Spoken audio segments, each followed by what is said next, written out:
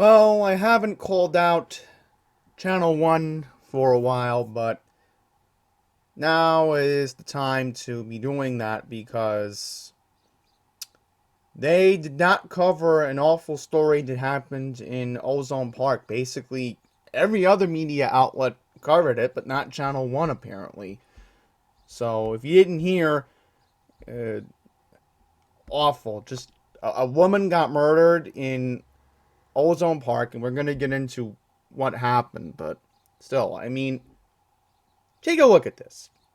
Do you see anything on their website on Channel 1 about this? And obviously, we're not even going to focus on the other boroughs. We got to focus on Queens because, again, we're Staten Island 2.0 as usual, according to Channel 1 standards. Alright, so here we go. Homicide reported in Ozone Park. So apparently, this had something to do with a police officer's mother.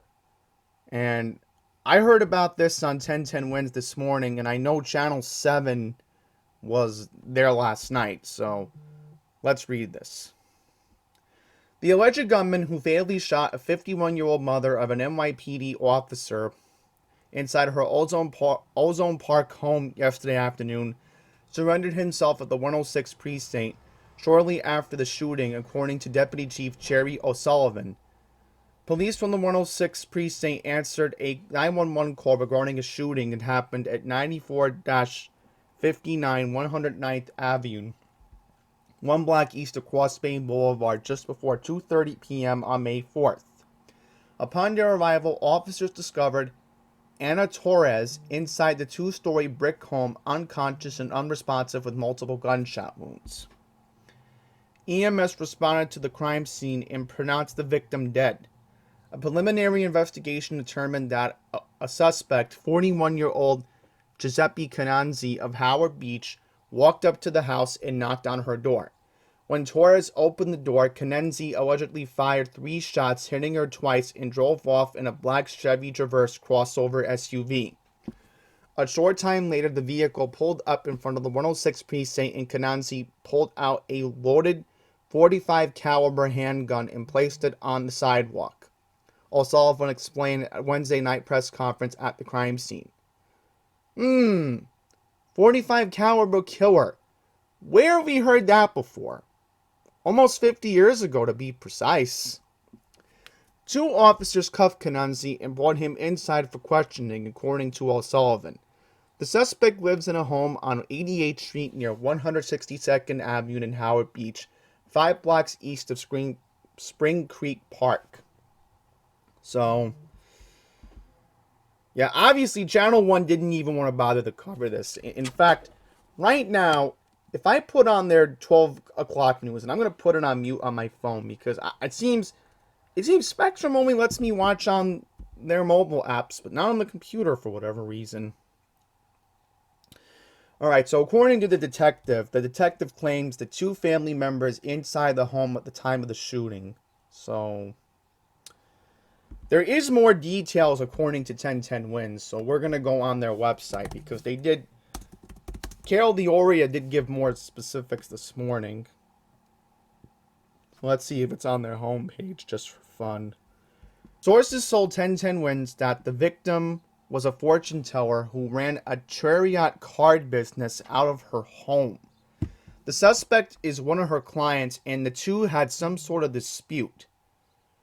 So we know that the victim's son is an NYPD officer. Police sources said that he had nothing to do with the shooting. So, according to NYPD, Cananzi faces charges of murder and criminal possession of a firearm. So, as I said, 1010 Wins was giving more details this morning because Channel 7 wasn't even mentioning that last night.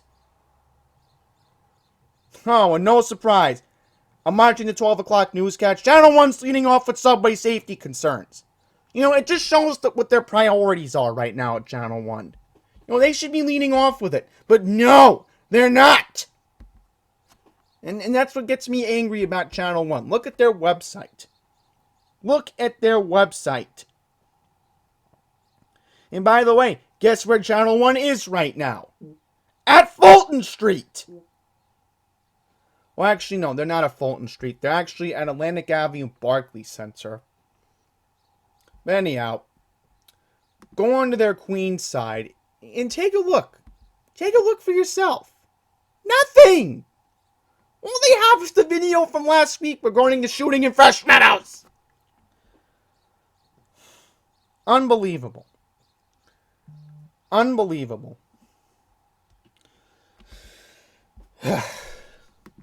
And then this happened in Flushing.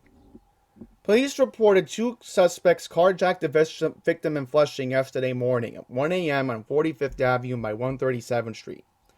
2 people were driving a black Mercedes SUV. Then 2 suspects, male black, one displayed a firearm. They took off with the vehicle. No reported injuries. So far, no arrest. But there you go. There you go. I mean, this is what Channel 1 gears to. You know, they don't care. You know, I might as well talk about subway safety in another video because, given that Piano in the Park is back, it just...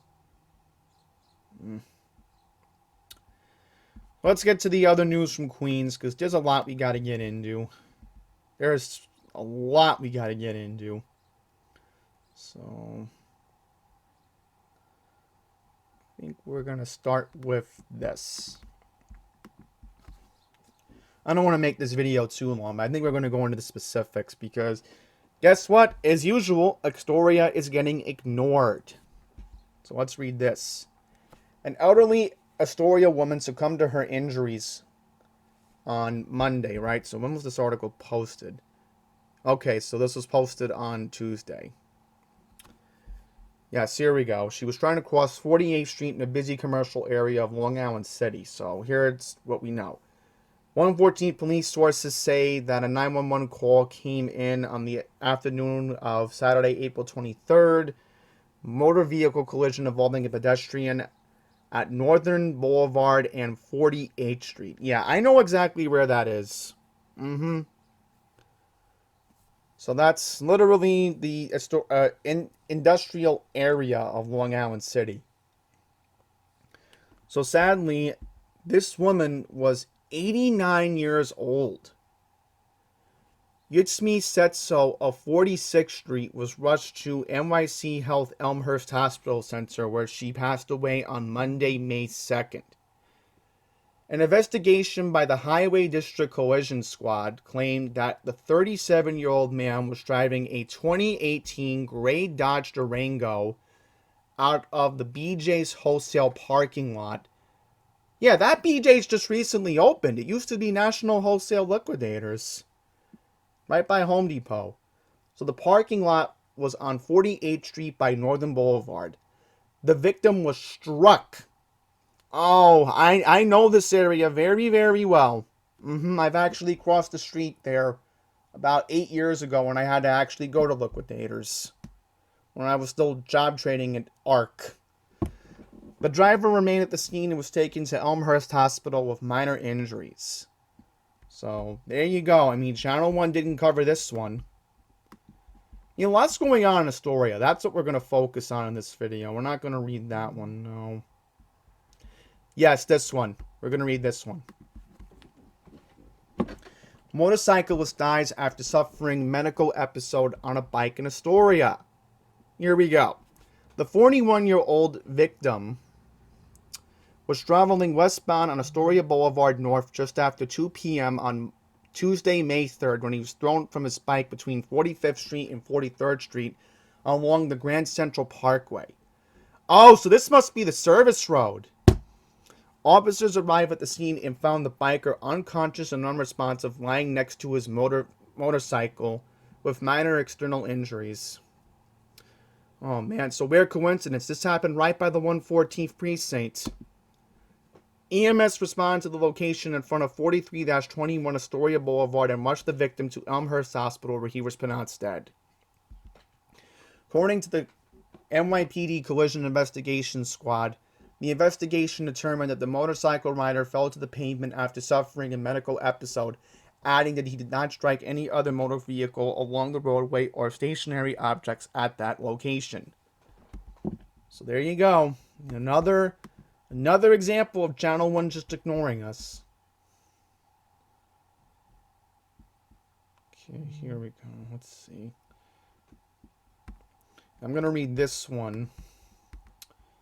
And then I'm going to read this one. So here we go. I'm going to read the last two, and then we're just going to wrap up this video, because the way the Channel 1 is going, I just do not have patience to read any other news from any other borough right now.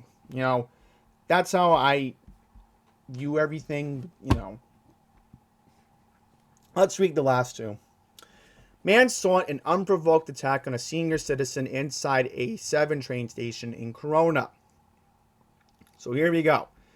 This incident happened on Saturday, April 30th last week. Police from the 115th Precinct in Elmhurst and Transit District 20 are looking for a man who came upon a 79-year-old victim as he stood near an entrance gate inside the mezzanine area and suddenly fired off a right hook sucker punch to the face. So here we go. We have a video. The elderly man fell backward while hitting a wall while falling to the ground, sustaining a laceration to the back of his head. EMS responded to the crime scene and rushed the victim to Elmhurst Hospital in stable condition. The suspect is described as a man in his 20s. Now let me see if I can zoom out so that way I can read the suspect description. That's a good idea. Okay, here we go. Yeah, now you get a better look of him. So let's read the suspect description.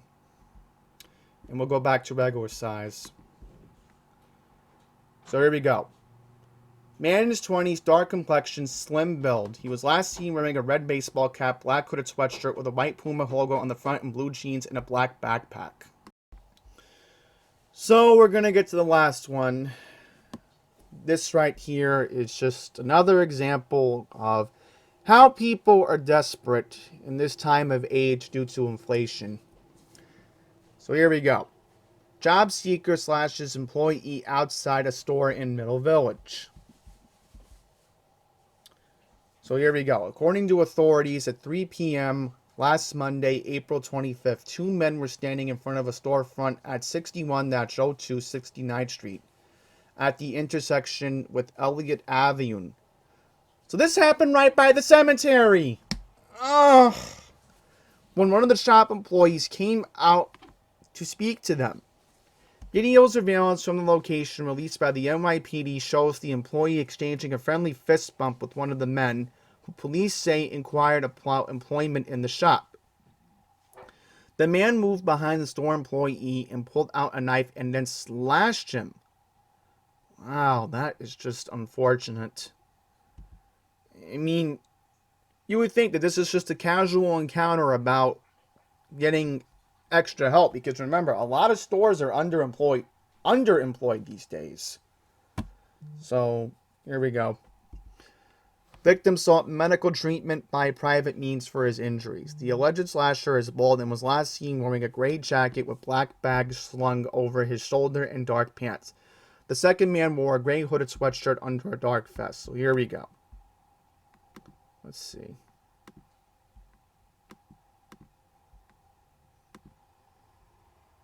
Ooh. So that's where it happened. Yikes. So there you go. I mean, you're not going to see any of this on Channel 1. You really are not. And, you know, again, this is what I was just talking about. They literally lit off the 12 p.m. newscast with this today. Well, you can't see my mouse cruiser, but what we can do... Now let's see if I can get that extension to load. I should be able to have my draw thing, and if I don't, I do apologize. Because this computer has just been going through a lot the past couple of days. That's all I'm going to say. But, yeah, you see it right here. As I said, I'm going to have to do a separate video on this tomorrow, because I just do not have the patience to even talk about subway safety today. I really do not, after seeing what Channel 1 is up to as usual. So, that's it.